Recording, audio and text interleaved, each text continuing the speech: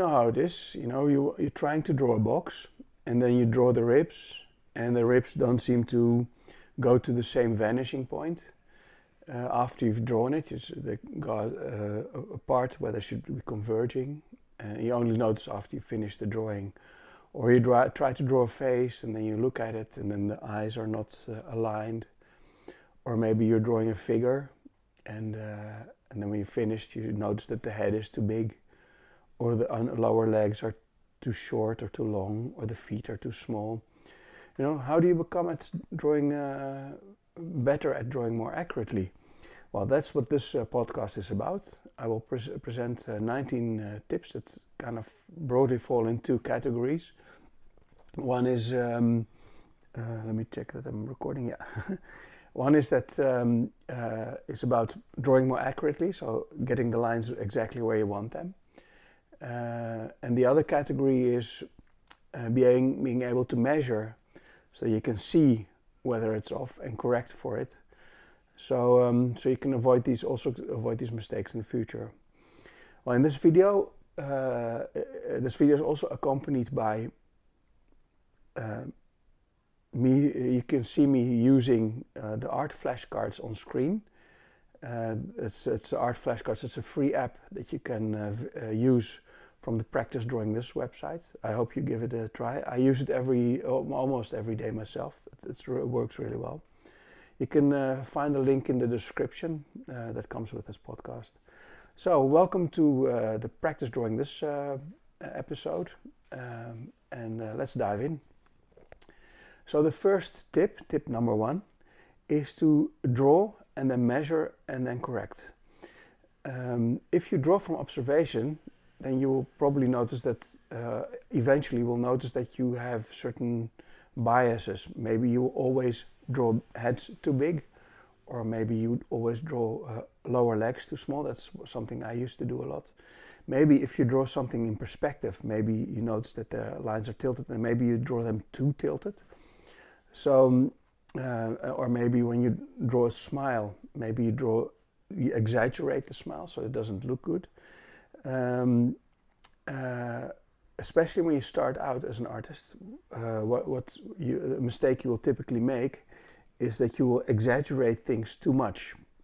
So, if you see something tilting, you draw it too tilted, etc. You exaggerate things, and one way of dealing with that is to observe, and then to draw it, and then to measure and compare with your drawing.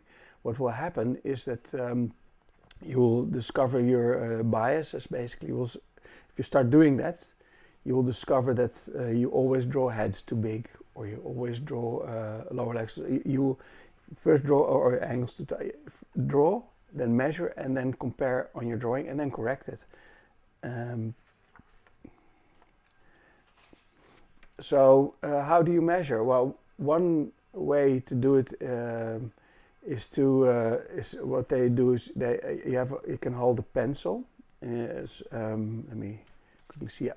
So you can hold a pencil and you can put your thumb on it, and the trick is to hold your arm stretched out, so you can always have the pencil the same distance, and then choose a distance of measure. For example, the height of the head of a person, and then you can measure the whole thing. How many heads lower is it? And then how many heads below the heads. If a person is sitting, you can measure how much lower the knees start.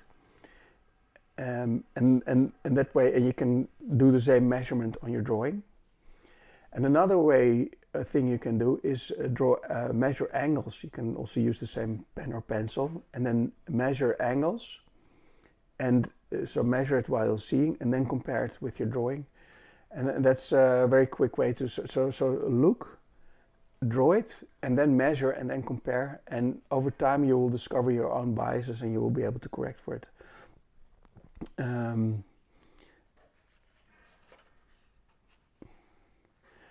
So tip number 2 for drawing more accurately is to draw bigger.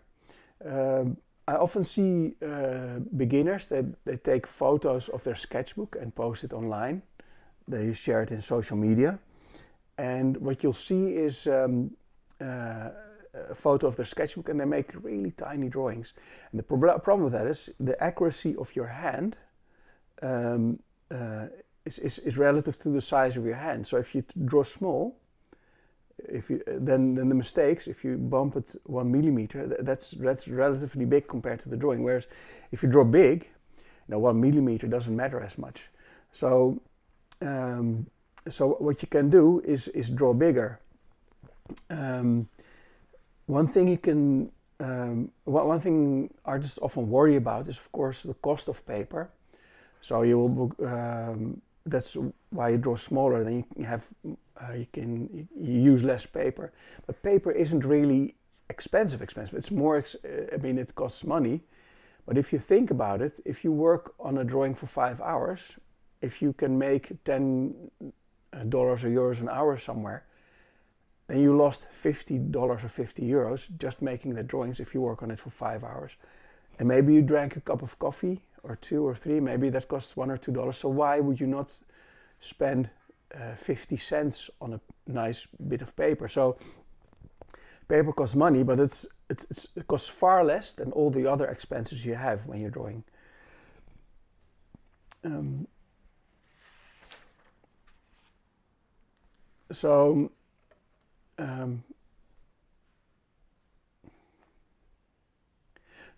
Okay, back to the topic of drawing bigger.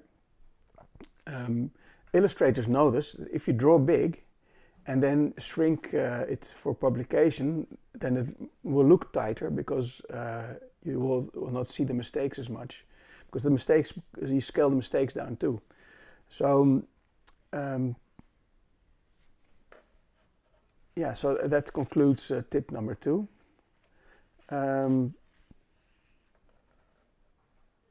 Okay, I will add one thing to that.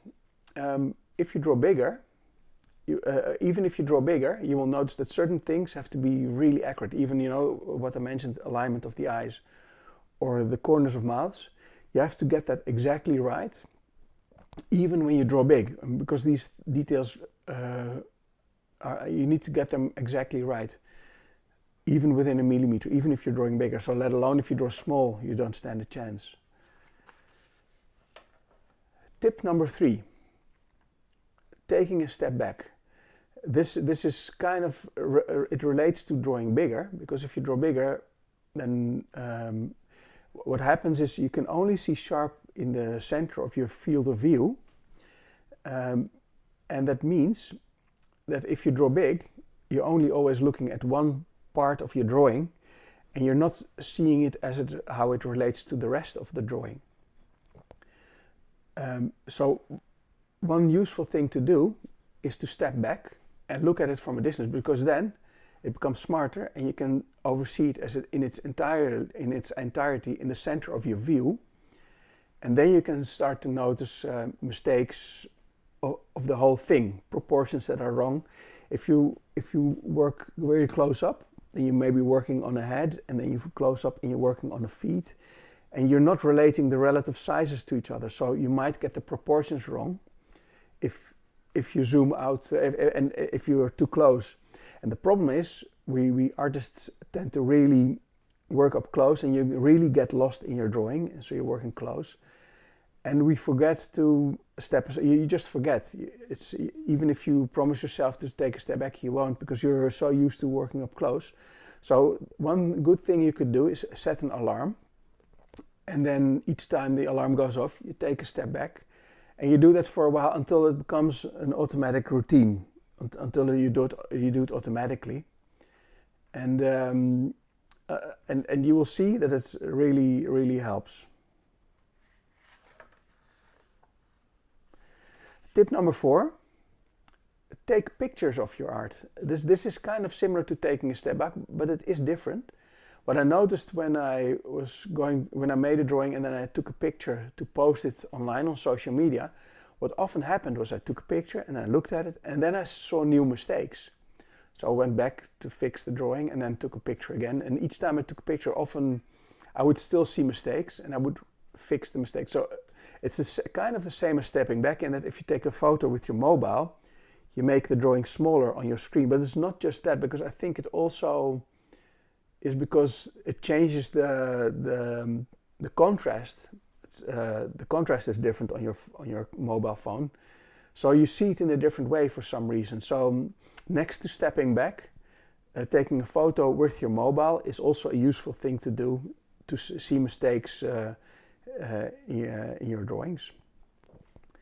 Tip number 5 is to look at your drawing in the mirror. Now, I don't do it as much.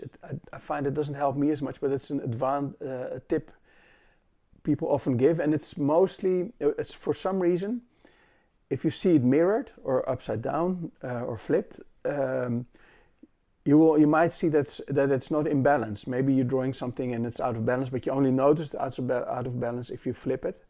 But you also see mistakes because you look at it at a different way, so you see it in a different way. It doesn't help me as much, but it might be something you might want to try. So tip number 6 is an interesting one. It's for an example, it's about not drawing, becoming more accurate at drawing by not drawing. The idea here is to give an example.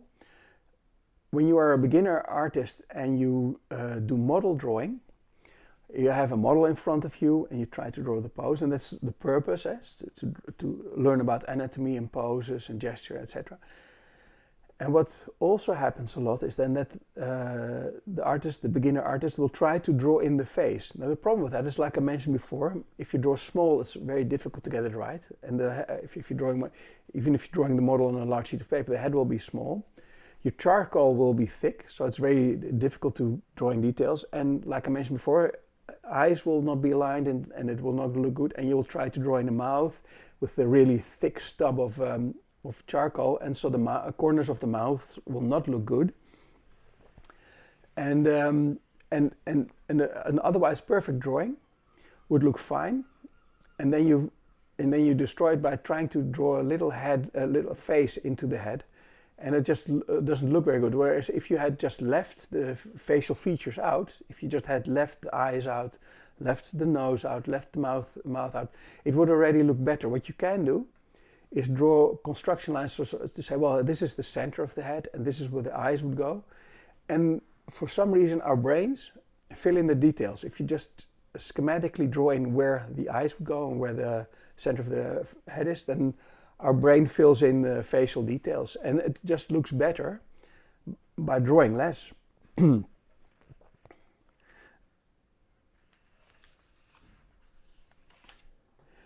Tip number 7. If you practice drawing, you will notice, especially when you draw on large sheets of paper, that you're supposed to draw from your shoulder. So what happens is, at least for me, is I draw best in one direction, in this direction. So if I want to draw a straight line, it's best if I do it like this. I find it harder to draw a straight line like this. It's for some reason I have less motoric control over my arm. So if I want to do a really straight line, it's best if I draw in this motion. So what you can do is rotate the page. If I need to draw this angle and I want it to be accurate, I just rotate the page and I can then draw the angle in that direction. That's a way to get a perfectly straight line if I know that my arm moves best in one direction. This is not always possible, as you will, for example, see in the video that accompanies the part of the video where you see me drawing in this video. You will notice that I am not rotating the page, and that is because if I would do that for a YouTube video, it would be really disorienting for you. I've tried it once, and it's sort of, it's vertigo inducing. If you look at it, you're considering seeing it change. So it's very hard to look at for other people. So I have to not rotate the page, which means I have to force myself to draw things in different angles. Another reason might be, if you're drawing really big, for example, if you are doing model drawing class, then you have an easel and you have a board on it and you have the newspaper paper clipped on it. And yeah, it would be impractical to constantly rotate the board. So that's not very useful. So there it's sort of, you have to sort of work from your shoulder. And another is large sketchbooks are also not very suited for rotating. I mean, if you have an A3 size sketchbook, whereas a small sketchbook you can rotate. There are advantages to having a small sketchbook. But so it's not always practical, but if you can, and if the exact accurate line is important, then you can do that. Tip number 8. Using the right tools. This is continuing on the topic of long straight lines. If it's really necessary, you can of course use a ruler. I myself prefer to draw freehand. So if I'm drawing in perspective, etc., I prefer to. You see me draw in this video. You see me drawing.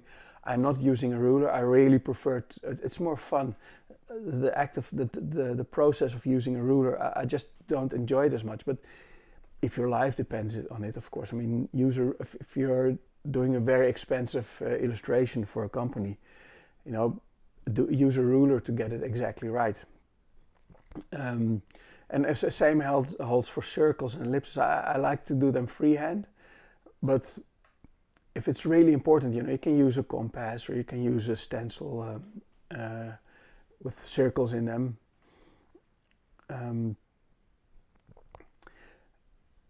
Tip number 9: use grids.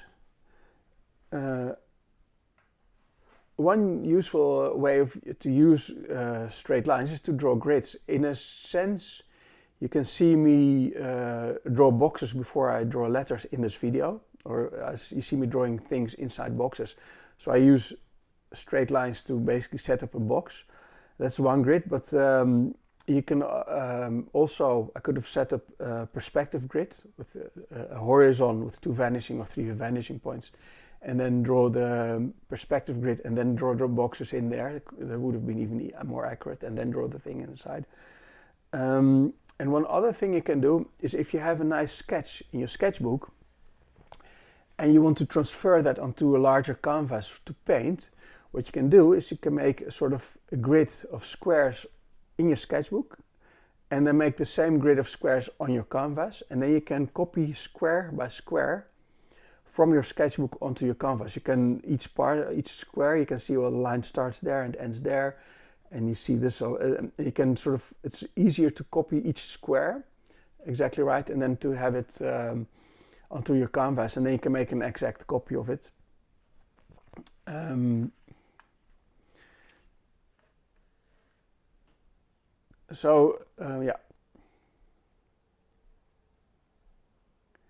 Tip 10, refine.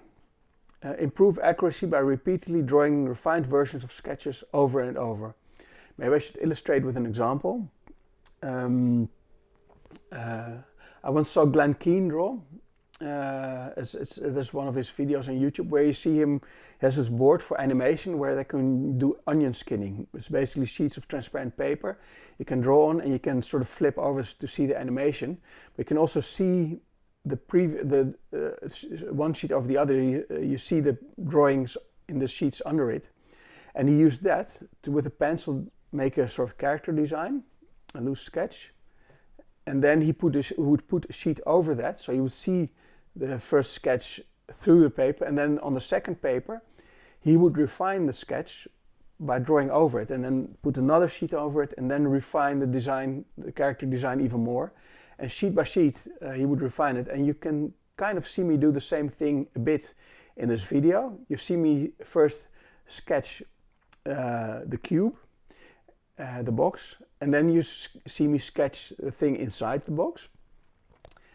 And then you see me erase it, so it becomes very light, and then you see me draw over it again, basically tightening the drawing. It's making it, the lines become straighter, the angles become more correct, etc.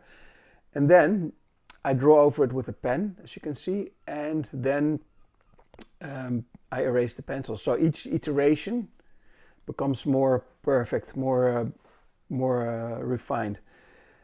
And that's one way to gain more accuracy is by refining it over and over.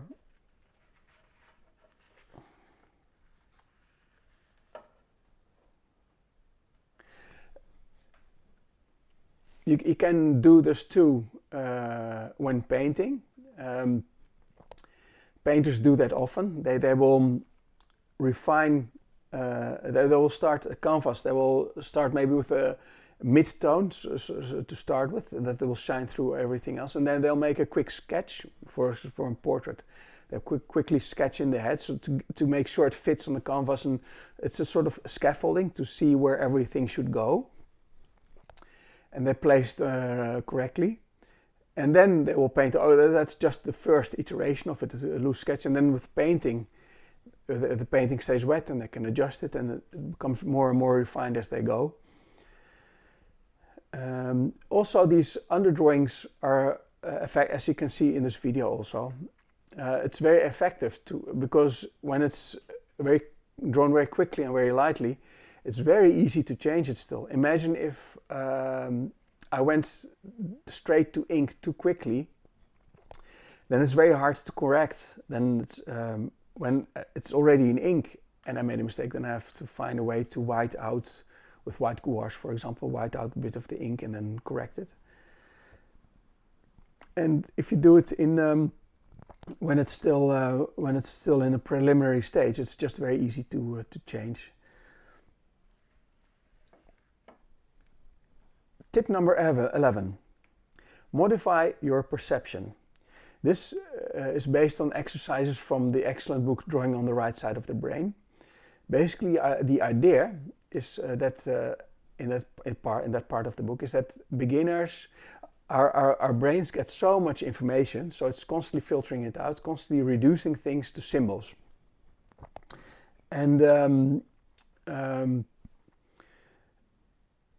that means that if you look at something and then go to the paper, you draw the symbol, and that's why people often think they cannot draw, because they're drawing the symbol and doesn't look anything like what they're seeing.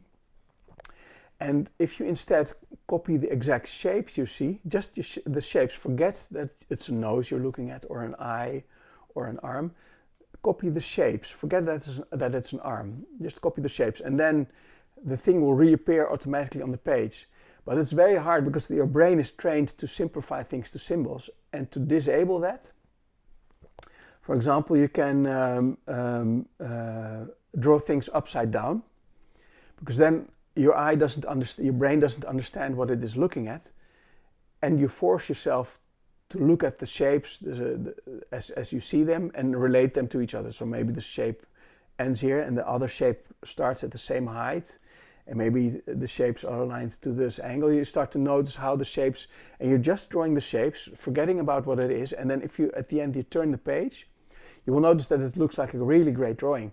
And often, certainly if you're a beginner, the drawing you did upside down will look better than the drawing you did not upside down, precisely because you disable that part of your brain that tries to simplify it to symbols. Another exercise in the book is to draw the negative space, everything outside of an object. And they use a chair often, because a chair, with the legs, you have lots of holes in it, and it will just look cool.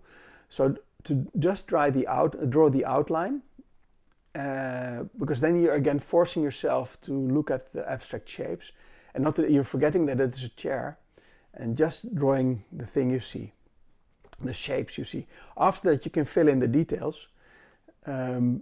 But it's a useful exercise, and I find it's very effective in drawing complex things. For example, a hand, you think of a hand palm and its fingers, and you're simplifying it to symbols again. Whereas if you start by drawing the outline, all you can draw is the shape, and you can try this with drawing a hand. You will discover that after you've drawn the outline of the hand, if you then fill in the details, the fingers and so on, you will find that it's actually more accurate, because it's actually what you see and not what you think you see.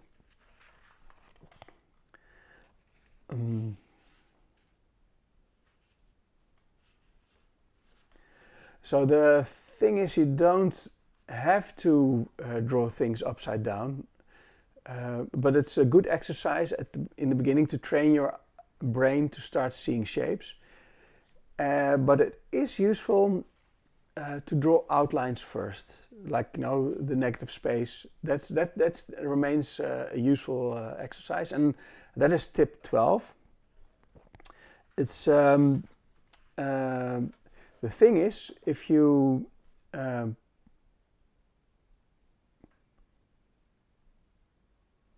if you draw the outline first, I already mentioned a few examples. It reduces complexity and it gets you to focus on the abstract shapes. But it also helps you fit in if you're doing model drawing class. You want the pose to fit in the page. If you start and then you end up discovering the legs won't fit, you have to either cut off the legs, or what beginners then eventually do is make the legs smaller so it fits on the page, but then the proportions are wrong. What you can also do is start with a line for the pose, and then maybe draw shoulders and hips, and then start drawing the outline, and then it fits on the page, and then you can start filling in the details, where the head goes. So then you can start filling in details. But it helps to fit something onto a page, and it helps to get you focused on the abstract shapes. It's also with pen drawing, it's really, if you're just drawing in pen, for example, when I go outside, I just have a sketchbook, and I go outside and I sketch directly in pen. And what I often do, for example, with someone who is sitting, I first draw the outline, and then you have that basic shape correct, and then you can draw in the details inside, and even leave details out. It will already look good. For some reason, it really helps you get the thing right. And what you also see me do in this video, I start with the outline of the box. And that, again, it's about fitting things onto a page. In this case, I drew many boxes on the same page, and this was a way for me to make sure I can bring things really close together while still making sure it fits onto the page.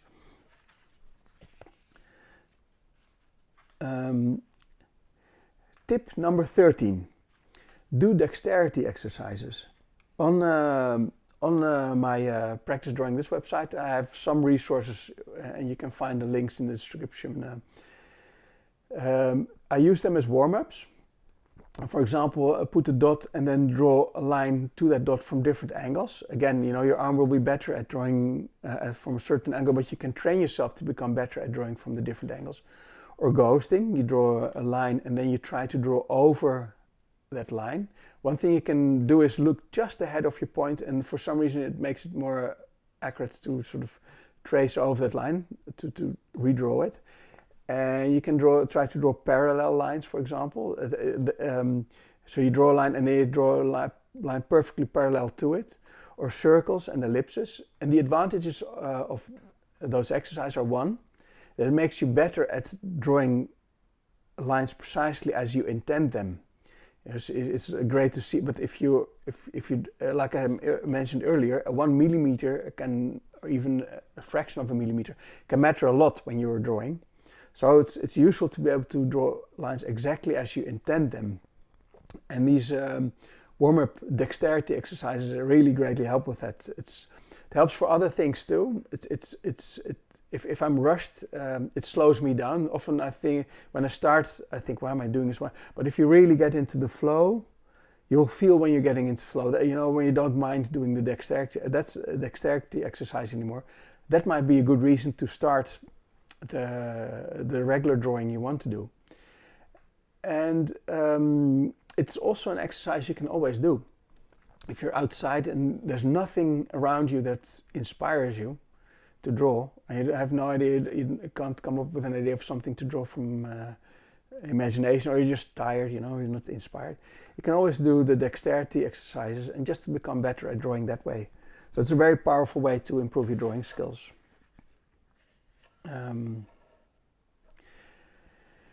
Now, tip number 14, let's see how much time I have. Yeah. Tip number 14 is memory drawing exercises. People mistake the purpose of memory drawing exercises. They think it is about memorizing something, and that is not true. It's not about memorizing that thing.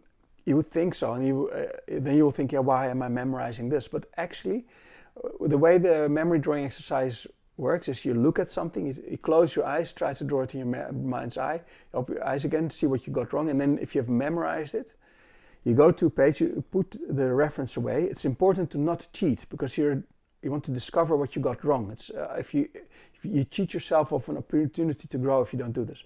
So you put the reference away, and then you try to draw it from memory, and it's fine if you get things wrong. You will get proportions wrong, angles wrong, you will miss details, and that's fine. You draw it from memory, and then you compare it to the reference. You notice all the things you got wrong, and you put your drawing and the reference away again, and you do it again, and the second time you will do much better. But what you're also doing, you're also visualizing what you want to. You're becoming better at visualizing what you want to have on the page, and you're becoming better at placing the lines where you want. Combined with the dexterity exercise, you become better at placing them where you want them, because you're seeing them and seeing where you want them. So you also become better at noticing when they are off and why they are off. You're slowly becoming your own teacher. You're getting better at seeing you're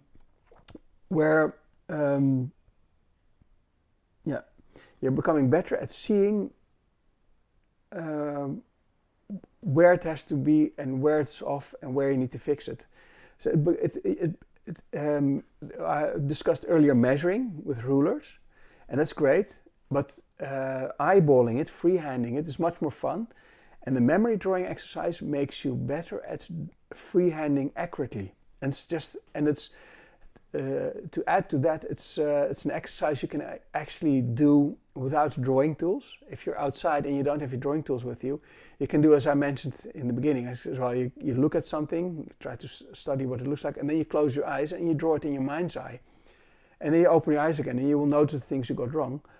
And you're actually practicing drawing, becoming better at drawing without using drawing tools. You can literally always do it anywhere when you see something interesting to look at. And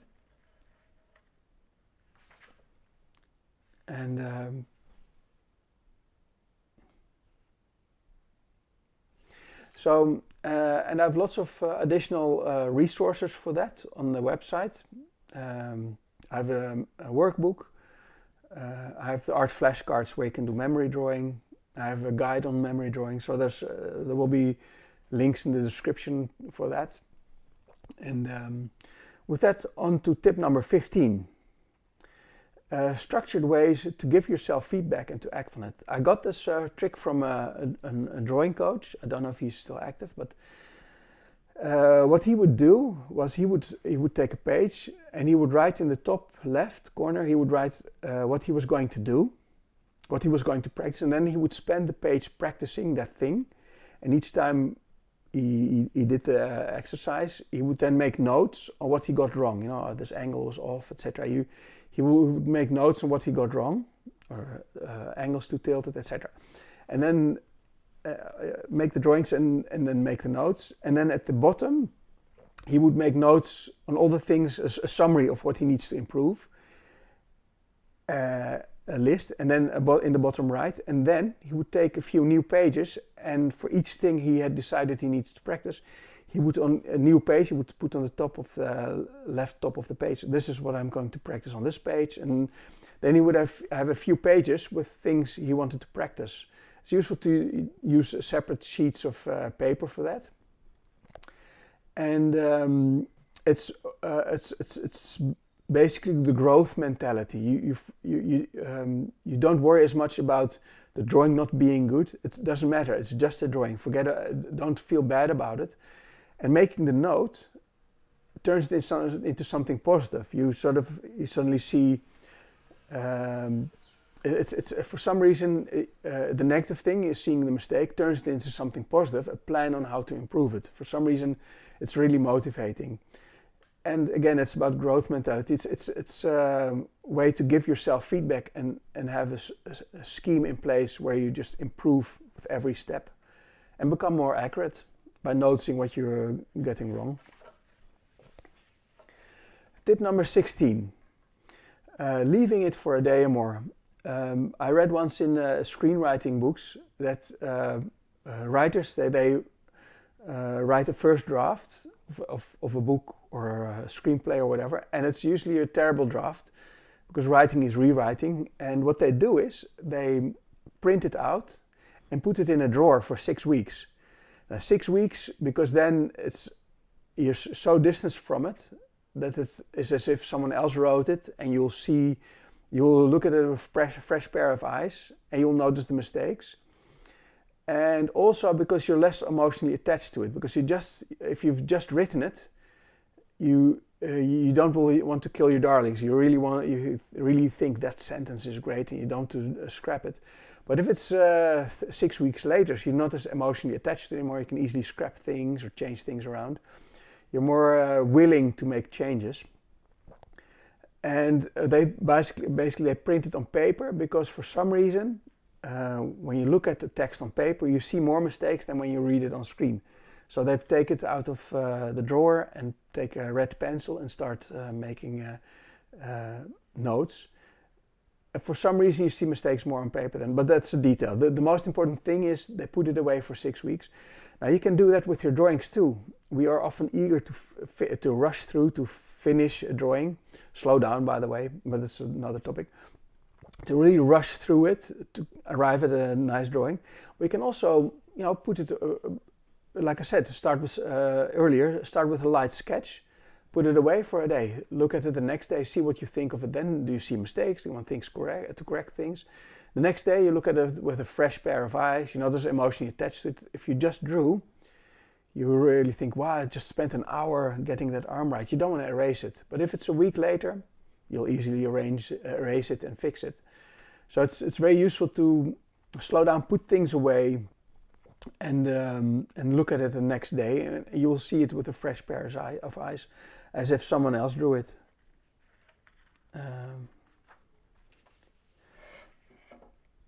Tip 17. It's important to know what to get exactly right. Here's the thing: if you some things are just extremely hard to draw, like the face of a beautiful woman is hard to draw. The corners of her mouth, that's the Mona Lisa, Leonardo da Vinci's Mona Lisa, she has a mysterious smile, and that's because he kept the corners of her mouth vague.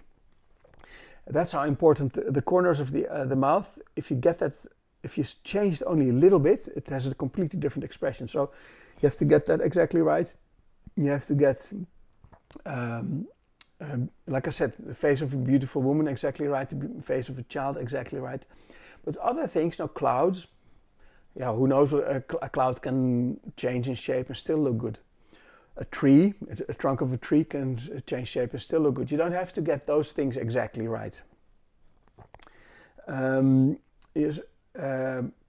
Organic forms typically you don't have to get exactly right. There's one interesting example of a 3D model that I have on the Practice Drawing This website, which is sort of organic shape, which is then raised in space. And the interesting thing about it is that the shape itself, it's an organic shape. You can sort of freehand it. It looks good quickly. You don't have to get it precisely right. But when you raise it, it's about perspective lines. It's lines going to a vanishing point. And you have to get them really parallel to the same vanishing point. If it tilts slightly off, then it looks wrong. So that's where it can be a combination. Certain things, if you draw the face of a beautiful woman, you have to get that exactly right. But her clothes, maybe you can use a loose line to suggest the material of their coat, for example. The old masters did that a lot, by the way. You'll see that's often why their drawings look so clever, because they got the eyes exactly right, all the facial details really precise, and then they drew in the coat very loosely, and because of that they were able to suggest texture and tone and etc.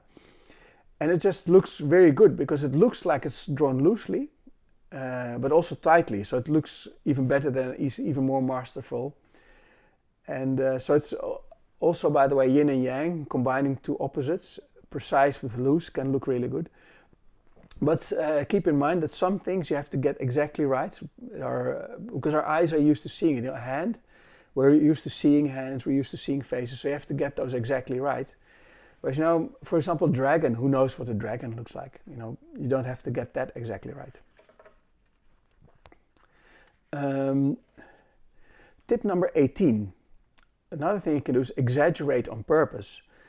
One thing I think Tom Richmond said, he's a world-class caricaturist.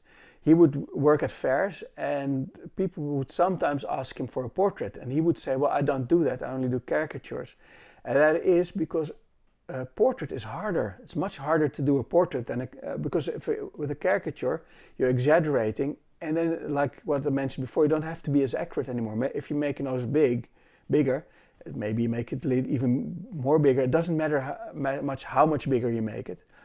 So if you exaggerate, then you don't have to be as precise anymore.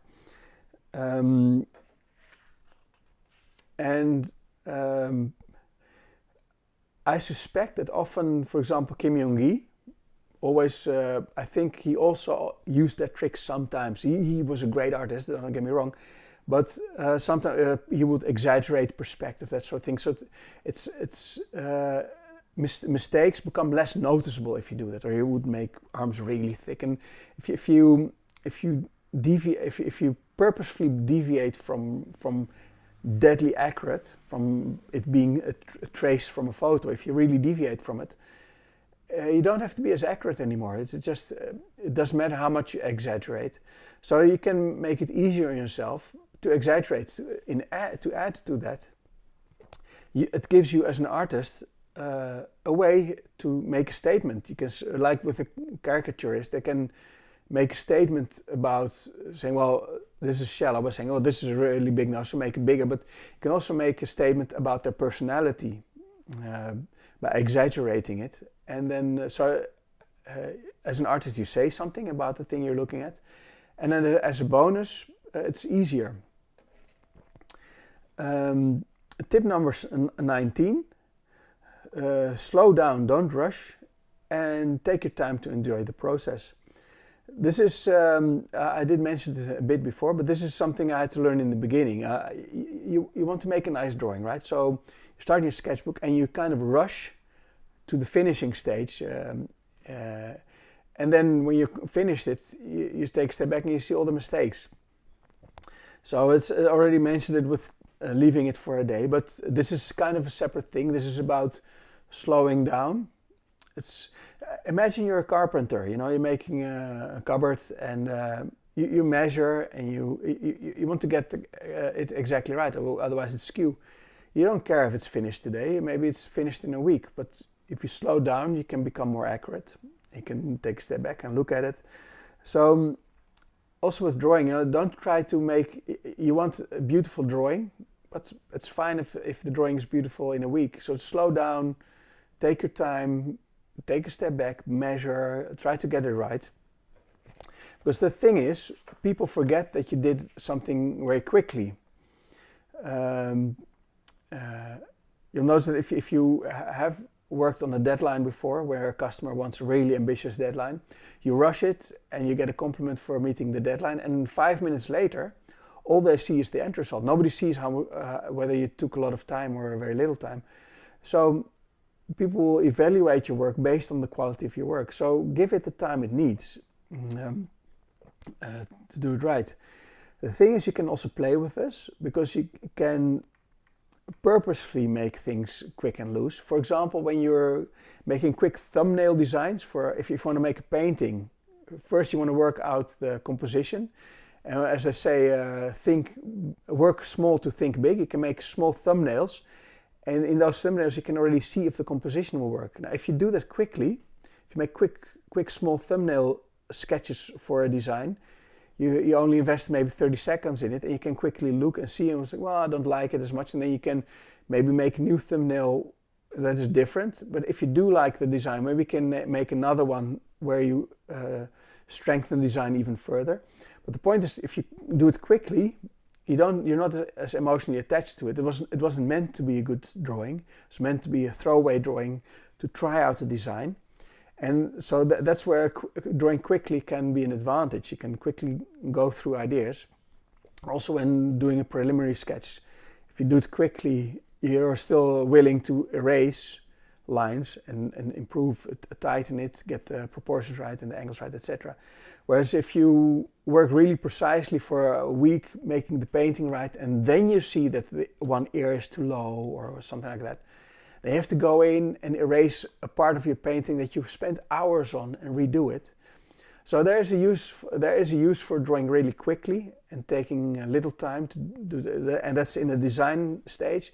But when you work, that can also be part of doing it slowly. You know, take your time to make little small thumbnail designs. Take a few days to work through a design, a character design.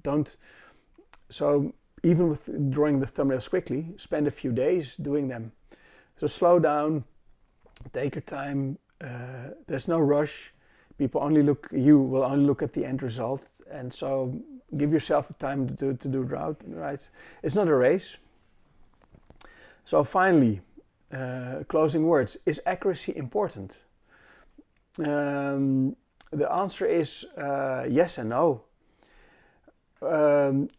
When conveying a certain effect, it's useful to be accurate. So when you're beginning, you'll draw a lot of loose lines, and that reflects on the chaos in your head. And that's basically what these lines say. I'm restless, and I'm rushed, and I'm eager to complete, to reach the finish line. Whereas if you look at the loose line, because there's a difference between that and a loose line. A loose line, for example, if you look at the Heinrich Kleik drawings, they look loose, but they're not like the loose lines, the inaccurate lines of a beginner. They're actually very accurate. You'll notice if you try to copy, I don't know if you've ever tried to copy a Heinrich Kleik drawing, but it's very difficult to get right because they look loose, but if you try to do it loose too, then it just looks off. His loose lines were loose in a very accurate way.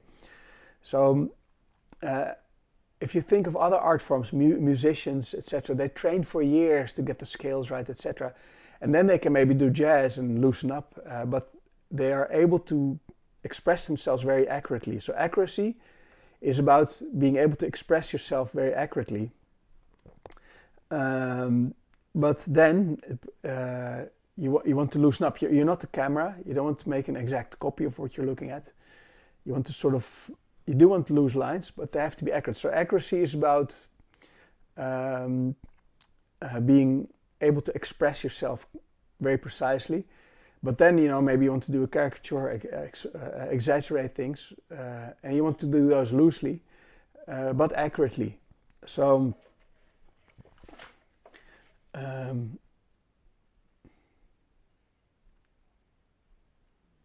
so whether accuracy is important depends on what you're trying to do. And the way in which it has to be accurate also matters. So if you're doing a caricature, then perspective lines are, maybe fluid too. So it depends, but it's useful to have in your tool chest. It's useful to be able to be accurate when it counts. So it's something you can let go if you want to have sort of a more expressive drawing. Then you can let it go. But then it becomes an artistic choice how accurate you want it to be and which aspect you want to be accurate. So that concludes this video. I hope you found it useful, and thank you for listening to this podcast, and I hope to see you next time. Okay, bye-bye. Thank you.